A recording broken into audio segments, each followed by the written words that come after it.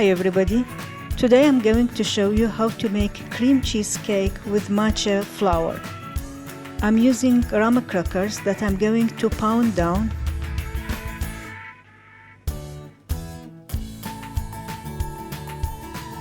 Now add to the graham crackers, add icing sugar and room temperature melted butter.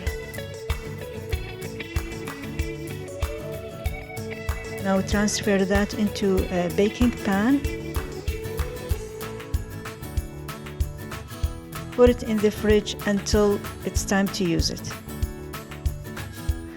Now I'll start working on the cake. I have room temperature cream cheese. To that I add sugar, and this is powdered vanilla.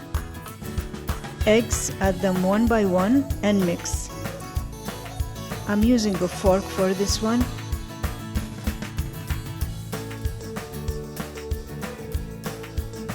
I also forgot to add some salt.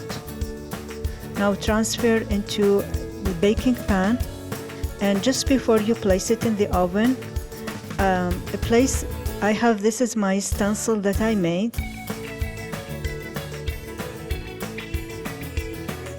and I'm going to sprinkle some matcha tea on top.